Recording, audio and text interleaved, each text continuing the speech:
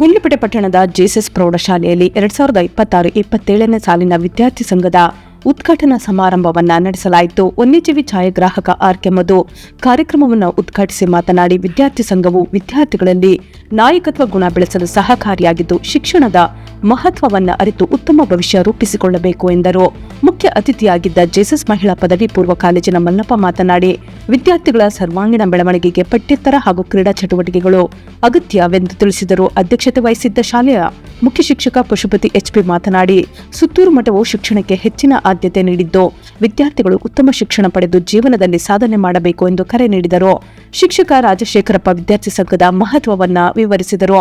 ಶಿಕ್ಷಕಿ ಜಯಶ್ರೀ ವಿದ್ಯಾರ್ಥಿ ಸಂಘ ಹಾಗೂ ಶಾಲಾ ಮಂತ್ರಿಮಂಡಲದ ಸದಸ್ಯರಿಗೆ ಪ್ರತಿಜ್ಞಾ ವಿಧಿಯನ್ನ ಬೋಧಿಸಿದರು. ಕುಮಾರಿ ಮೋನಿಕಾ ಸ್ವಾಗತಿಸಿದರು. ಕುಮಾರಿ ಸ್ಫೂರ್ತಿ ಕಾರ್ಯಕ್ರಮವನ್ನ ನಿರೂಪಿಸಿದರು. ಬಳಿಕ ವಿದ್ಯಾರ್ಥಿಗಳು ಸಾಂಸ್ಕೃತಿಕ ಕಾರ್ಯಕ್ರಮಗಳನ್ನು ನಡೆಸಿಕೊಟ್ಟರು. ಕಾರ್ಯಕ್ರಮದಲ್ಲಿ ಶಾಲೆಯ ಶಿಕ್ಷಕರು ಹಾಗೂ ವಿದ್ಯಾರ್ಥಿಗಳು ಭಾಗವಹಿಸಿದ್ದರು. ಗುಂಡ್ಲುಪೇಟೆ ತಾಲೂಕಿನಲ್ಲಿ ಮಳೆ ಕೊರತೆಯಿಂದಾಗಿ ಬೆಳೆಗಳು ಒಣಗಿ ರೈತರು ಸಂಕಷ್ಟದಲ್ಲಿದ್ದು, ಕೂಡಲೇ ಗುಂಡ್ಲುಪೇಟೆ ತಾಲೂಕನ್ನು ಬರಪೀಡಿತ ಪ್ರದೇಶವೆಂದು ಘೋಷಿಸಬೇಕು ಎಂದು ಆಗ್ರಹಿಸಿ ಬಿಜೆಪಿ ಮಂಡಲದ ವತಿಯಿಂದ ಪಟ್ಟಣದಲ್ಲಿ ಪ್ರತಿಭಟನೆ ನಡೆಸಲಾಯಿತು. ಪಟ್ಟಣದ ತಾಲೂಕು ಕಚೇರಿ ಆವರಣದಲ್ಲಿ ಜಮಾಯಿಸಿದ್ದ ಬಿಜೆಪಿ ಕಾರ್ಯಕರ್ತರು ರಾಜ್ಯ ಸರ್ಕಾರ ಹಾಗೂ ಸ್ಥಳೀಯ ಶಾಸಕರಾದ ಎಚ್.ಎಂ. ಗಣೇಶ್ ಪ್ರಸಾದ್ ವಿರುದ್ಧ ಘೋಷಣೆಗಳನ್ನು ಕೂಗಿ ಆಕ್ರೋಶ ವ್ಯಕ್ತಪಡಿಸಿದರು.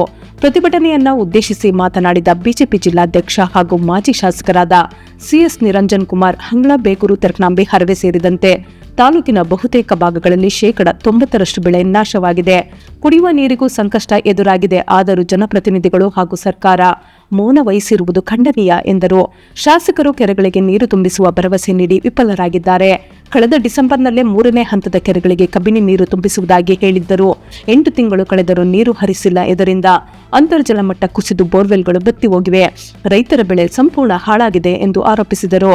ಕೆರೆಕಟ್ಟೆಗಳಲ್ಲಿ ನೀರಿಲ್ಲದ ಕಾರಣ ಪಟ್ಟಣ ಸೇರಿದಂತೆ ಗ್ರಾಮೀಣ ಭಾಗದ ಹಲವು ಗ್ರಾಮಗಳಲ್ಲಿ ಕುಡಿಯುವ ನೀರಿನ ತೀವ್ರ ಸಮಸ್ಯೆ ಎದುರಾಗಿದ್ದು, ಈ ಬಗ್ಗೆ ಶಾಸಕರು ಯಾವುದೇ ಕಾಳಜಿ ವಹಿಸುತ್ತಿಲ್ಲ ಎಂದು ಕಿಡಿಕಾರಿದರು. ಪ್ರತಿಭಟನೆಯಲ್ಲಿ ಬಿಜೆಪಿ ಮಂಡಲ ಅಧ್ಯಕ್ಷ ಸಿ. ಮಹಾದೇವ್ ಪ್ರಸಾದ್, ಮುಖಂಡರಾದ ನವೀನ್ ಮೌರ್ಯ, ಜಿಡಿಎಲ್ ಸುರೇಶ್ ಸೇರಿದಂತೆ ಹಲವು ಕಾರ್ಯಕರ್ತರು ಉಪಸ್ಥಿತರಿದ್ದರು. ಎಲ್ಲ ಶುಭ ಸಮಾರಂಭಗಳಿಗೆ ಶುದ್ಧ ಹಾಗೂ ಸುರಕ್ಷಿತ ಬಿಸ್ಲರಿ ಕುಡಿಯುವ ನೀರು ರಿಯಾಯಿತಿ ದರದಲ್ಲಿ ಲಭ್ಯ. ಹಿಂದೆ ಸಂಪರ್ಕಿಸಿ. ತೆರಕನಾಂಬೆ ಪೊಲೀಸ್ ಠಾಣೆ ಮುಂಭಾಗ ವಾಹನ ತಪಾಸಣೆ ನಡೆಸುತ್ತಿದ್ದ ವೇಳೆ ಕಾಡು ಪ್ರಾಣಿಗಳ ಬೇಟೆಗೆ ಬಳಸುತ್ತಿದ್ದ ಮಾರಕಾಸ್ತ್ರಗಳೊಂದಿಗೆ ತೆರಳುತ್ತಿದ್ದ 4 ಆರೋಪಿಗಳನ್ನು ಪೊಲೀಸರು ಬಂಧಿಸಿರುವ ಘಟನೆ ನಡೆದಿದೆ. ತೆರಕನಾಂಬೆ ಪೊಲೀಸ್ ಠಾಣೆಯ ಅಪರಾಧ ವಿಭಾಗದ ಆರಕ್ಷಕ ಉಪನಿರೀಕ್ಷಕರಾದ ಶ್ರೀ ಜವರೇಗೌಡ ಅವರು ಸಿಬ್ಬಂದಿಗಳೊಂದಿಗೆ ಠಾಣೆ ಮುಂಭಾಗ ವಾಹನ ತಪಾಸಣೆ ಕೈಗೊಂಡಿದ್ದರು.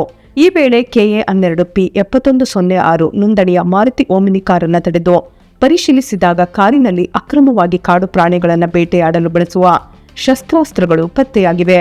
ಕಾರಿನಲ್ಲಿ 2 ಒಂಟಿನಳಿಕೆ ಬಂದೂಕುಗಳು, 1 ನಾಡ ಬಂದೂಕು, ಪ್ಲಾಸ್ಟಿಕ್ ಕವರ್ನಲ್ಲಿ ಇರಿಸಲಾಗಿದ್ದ 18 ಕಾರ್ಟ್ರಿಜ್ ಗುಂಡುಗಳು ಹಾಗೂ 2 ಕಬ್ಬಿಣದ ಚಾಕುಗಳನ್ನು ಪೊಲೀಸರು ವಶಪಡಿಸಿಕೊಂಡಿದ್ದಾರೆ.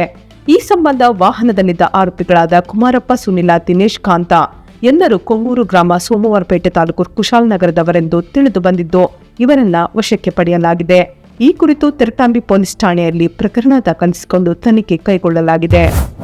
ಪ್ರಮಾಣ ಪತ್ರದಲ್ಲಿನ ಹೆಸರು, ತಂದೆ ತಾಯಿಯ ಹೆಸರು, ಇನಿಷಿಯಲ್ ಸೇರಿದಂತೆ ಸಣ್ಣ ಪುಟ್ಟ ತಪ್ಪುಗಳನ್ನು ಇನ್ನು ಮುಂದೆ ಸುಲಭವಾಗಿ ತಿದ್ದುಪಡಿ ಮಾಡಿಕೊಳ್ಳಲು ರಾಜ್ಯ ಸರ್ಕಾರ ಹೊಸ ಮಾರ್ಗಸೂಚಿ ಜಾರಿಗೊಳಿಸಿದೆ. ಇದುವರೆಗೆ ಇಂತಹ ತಪ್ಪುಗಳ ತಿದ್ದುಪಡಿಗಾಗಿ ಸಾರ್ವಜನಿಕರು ಶಾಲೆ, ಆಧಾರ್, ಪಾಸ್ಪೋರ್ಟ್ ಸೇರಿದಂತೆ ವಿವಿಧ ದಾಖಲೆಗಳಿಗಾಗಿ ಸರ್ಕಾರಿ ಕಚೇರಿಗಳಿಗೆ ಅಲೆದಾಡಬೇಕಾಗುತ್ತಿದ್ದು, ಹೊಸ ಆದೇಶದಂತೆ ಜನನ ನೋಂದಣಿ ಮಾಡುವಾಗಲೇ ಪೋಷಕರ ಆಧಾರ್ ಅಥವಾ ಮತದಾರರ ಗುರುತಿನ ಚೀಟಿ ಪರಿಶೀಲಿಸಿ ಹೆಸರು ಮತ್ತು ಇನಿಷಿಯಲ್ಗಳನ್ನು ಸರಿಯಾಗಿ ದಾಖಲಿಸಬೇಕು.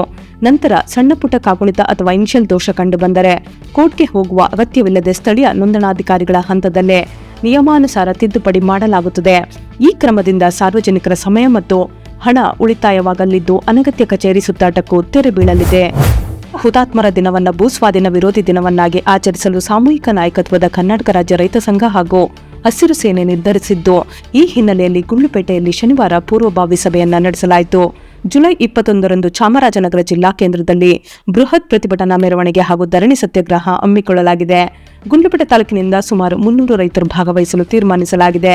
ಸ್ಥಳೀಯ ಕೆರೆಗಳಿಗೆ ನೀರು ಹರಿಸುವುದು ಸೇರಿದಂತೆ ರೈತರ ವಿವಿಧ ಸಮಸ್ಯೆಗಳ ಬಗ್ಗೆ ಸಭೆಯಲ್ಲಿ ಚರ್ಚಿಸಲಾಯಿತು. ಚಾಮರಾಜನಗರದ ಪಚಪ ಸರ್ಕಲ್ನಿಂದ ಜಿಲ್ಲಾಧಿಕಾರಿ ಕಚೇರಿಯವರೆಗೆ ರೈತರು ಉರುಳು ಸೇವೆ ಮಾಡಿಕೊಂಡು ಸಾಗಿ ಮಹಿಳೆಯರು ಪೊರಕೆ ಹಿಡಿದು ಧರಣಿ ನಡೆಸಲಿದ್ದಾರೆ ಎಂದು ಸಂಘಟನೆಯ ಮುಖಂಡರು ತಿಳಿಸಿದ್ದಾರೆ. ಸರ್ಕಾರಿ ಪದವಿ ಪೂರ್ವ ಕಾಲೇಜುಗಳಲ್ಲಿ ಕಾರ್ಯನಿರ್ವಹಿಸುವ ಅಧಿಕಾರಿಗಳು, ಪ್ರಾಂಶುಪಾಲರು, ಉಪನ್ಯಾಸಕರು ಹಾಗೂ ಅತಿಥಿ ಉಪನ್ಯಾಸಕರು ಕರ್ತವ್ಯದ ವೇಳೆಯಲ್ಲಿ ಯಾವುದೇ ಸಂಘ ಸಂಸ್ಥೆಗಳ ಸಭೆ ಸಮಾರಂಭ ಅಥವಾ ಕಾರ್ಯಕ್ರಮಗಳಲ್ಲಿ ಭಾಗವಹಿಸಬಾರದು ಎಂದು ಪದವಿ ಪೂರ್ವ ಶಿಕ್ಷಣ ಇಲಾಖೆ ಆದೇಶ ಹೊರಡಿಸಿದೆ. ವಿದ್ಯಾರ್ಥಿಗಳ ಶಿಕ್ಷಣಕ್ಕೆ ಯಾವುದೇ ತೊಂದರೆ ಆಗದಂತೆ ಈ ಕ್ರಮ ಕೈಗೊಳ್ಳಲಾಗಿದೆ. ಅಗತ್ಯವಿದ್ದರೆ ನಿರ್ದೇಶಕರಿಂದ ಮುಂಚಿತ ಅನುಮತಿ ಪಡೆದು ಮಾತ್ರ ಇಂತಹ ಕಾರ್ಯಕ್ರಮಗಳಿಗೆ ಹೋಗಬೇಕು ಎಂದು ಸೂಚಿಸಲಾಗಿದೆ. ಕಾಲೇಜಿನ ಬೋಧನೆ ಮತ್ತು ಆಡಳಿತ ಕಾರ್ಯಗಳಿಗೆ ವ್ಯತ್ಯಯವಾಗದಂತೆ ಉಪನಿರ್ದೇಶಕರು ಹಾಗೂ ಪ್ರಾಂಶುಪಾಲರು ಮೇಲ್ವಿಚಾರಣೆ ವಹಿಸಬೇಕು. ಆದೇಶ ಉಲ್ಲಂಘಿಸುವ ಅಧಿಕಾರಿಗಳು ಹಾಗೂ ಸಿಬ್ಬಂದಿ ವಿರುದ್ಧ ಶಿಸ್ತು ಕ್ರಮ ಕೈಗೊಳ್ಳಲಾಗುವುದು ಎಂದು ಇಲಾಖೆ ಎಚ್ಚರಿಕೆ ನೀಡಿದೆ. ಗುಂಡ್ಲುಪೇಟೆ ತಾಲೂಕಿನ ಚಿರ್ಕನಹಳ್ಳಿ ಗ್ರಾಮಕ್ಕೆ ಇಂದು ಶಾಸಕರಾದ ಎಚ್.ಎಂ. ಗಣೇಶ್ ಪ್ರಸಾದ್ ಭೇಟಿ ನೀಡಿ ಕೆಲವು ದಿನಗಳ ಹಿಂದೆ ಮೃತಪಟ್ಟ ಕುಟುಂಬದ ಸದಸ್ಯರನ್ನ ಭೇಟಿಯಾಗಿ ಸಾಂತ್ವನ ತಿಳಿಸಿದರು. ಮೃತರ ಕುಟುಂಬದ ದುಃಖದಲ್ಲಿ ಭಾಗಿಯಾಗಿ ಅವರ ಯೋಗಕ್ಷೇಮ ವಿಚಾರಿಸಿದ ಶಾಸಕರು ಸರ್ಕಾರ ಹಾಗೂ ವೈಯಕ್ತಿಕ ಮಟ್ಟದಲ್ಲಿ ಅಗತ್ಯ ನೆರವು ನೀಡುವ ಭರವಸೆ ವ್ಯಕ್ತಪಡಿಸಿದರು. ಇದೇ ವೇಳೆ ಸಂಕಷ್ಟದಲ್ಲಿರುವ ಕುಟುಂಬಕ್ಕೆ ಧನ ಸಹಾಯ ವಿತರಿಸಿ ಮಾನವೀಯತೆ ಮೆರೆದರು. ಈ ಸಂದರ್ಭದಲ್ಲಿ ಗ್ರಾಮಸ್ಥರು ಹಾಗೂ ಸ್ಥಳೀಯ ಮುಖಂಡರು ಉಪಸ್ಥಿತರಿದ್ದು ಸಂಕಷ್ಟದ ಸಮಯದಲ್ಲಿ ಗ್ರಾಮಕ್ಕೆ ಆಗಮಿಸಿ ಕುಟುಂಬಕ್ಕೆ ಧೈರ್ಯ ತುಂಬಿದ ಶಾಸಕರ ನಡೆಗೆ ಕೃತಜ್ಞತೆ ಸಲ್ಲಿಸಿದ್ದಾರೆ. ಗುಂಡ್ಲುಪೇಟೆ ತಾಲೂಕಿನ ಕುಂಕೆರೆ ಅರಣ್ಯ ವ್ಯಾಪ್ತಿಯ ಬಾಚಹಳ್ಳಿ ಗ್ರಾಮದಲ್ಲಿ ತಡರಾತ್ರಿ ಕಾಡಾನೆ ದಾಳಿ ನಡೆಸಿದೆ. ಗ್ರಾಮದ ರೈತ ಕೃಷ್ಣಯ್ಯ ಅವರಿಗೆ ಸೇರಿದ 1 ಎಕರೆಗಿಂತ ಹೆಚ್ಚಿನ ಪ್ರದೇಶದಲ್ಲಿ ಬೆಳೆದಿದ್ದ ಬಾಳೆ ಬೆಳೆಯನ್ನ ಆನೆ ತುಳಿದು ನಾಶ ಮಾಡಿದೆ.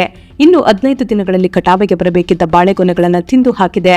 ಅಷ್ಟೇ ಅಲ್ಲ, ಬೆಳೆ ರಕ್ಷಣೆಗಾಗಿ ಹಾಕಿದ್ದ ಸೋಲಾರ್ ತಂತಿ ಬೇಲಿಯನ್ನ ಮುರಿದು ಹಾಕಿದೆ. ಈ ದಾಳಿಯಿಂದ ಸುಮಾರು 3 ಲಕ್ಷಕ್ಕೂ ಅಧಿಕ ನಷ್ಟವಾಗಿದೆ ಎಂದು ರೈತ ಕೃಷ್ಣಯ್ಯ ಬೇಸರ ವ್ಯಕ್ತಪಡಿಸಿದ್ದಾರೆ. ಸ್ಥಳಕ್ಕೆ ಅರಣ್ಯ ಇಲಾಖೆ ಅಧಿಕಾರಿಗಳು ಭೇಟಿ ನೀಡಿ ಪರಿಶೀಲನೆ ನಡೆಸಬೇಕು. ನಷ್ಟ ಅನುಭವಿಸಿರುವ ರೈತನಿಗೆ ಮಾರುಕಟ್ಟೆ ಬೆಲೆಗೆ ಅನುಗುಣವಾಗಿ ಸೂಕ್ತ ಪರಿಹಾರ ನೀಡಬೇಕು. ಜೊತೆಗೆ ಕಾಡಾನೆಗಳು ನಾಡಿಗೆ ಬರದಂತೆ ಶಾಶ್ವತ ಕ್ರಮ ಕೈಗೊಳ್ಳಬೇಕು ಎಂದು ರೈತ ಸಂಘದ ಜಿಲ್ಲಾಧ್ಯಕ್ಷ ಶಿವಪುರ ಮಹದೇವಪ್ಪ ಒತ್ತಾಯಿಸಿದ್ದಾರೆ. ಸೊ ಫ್ರೆಂಡ್ಸ್, ಇದಾಗಿತ್ತು ಇವತ್ತಿನ ನ್ಯೂಸ್. ನಿಮಗೆ ಈ ಹೊಸ ಪ್ರಯತ್ನ ಇಷ್ಟವಾದಲ್ಲಿ ಕೂಡಲೇ ನಮ್ಮ ಚಾನೆಲ್ ಅನ್ನು ಲೈಕ್ ಮಾಡಿ, ಶೇರ್ ಮಾಡಿ, ಸಬ್ಸ್ಕ್ರೈಬ್ ಮಾಡಿ.